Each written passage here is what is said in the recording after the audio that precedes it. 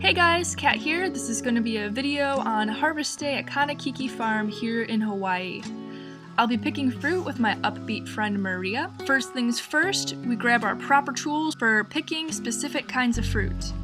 One has clippers attached to them for cutting stems, and the other has a papaya picker, which is really just a plunger on the end of a long stick. The first thing we pick are oranges. Our orange trees on the property are fantastic.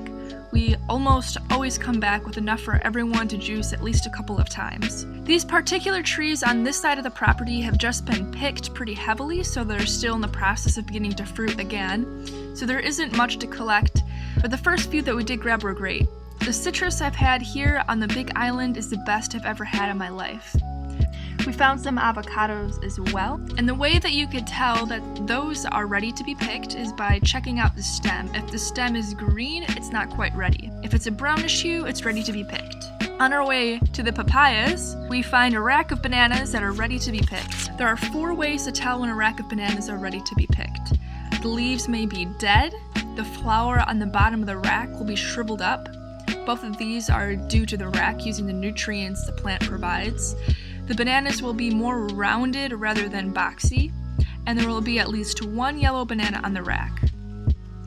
To harvest the bananas, one person's cut down the stalk, while the other catches the rack and cuts it off the stalk. The banana stalk is then cut up in multiple pieces and fed back to the patch. While looking for bananas, we came across some yellow and some red cacao in 2 different locations. To make chocolate, you would have to ferment and dehydrate the pods with the seeds in it. The fruit, fresh, tastes really good to me as well, almost citrusy.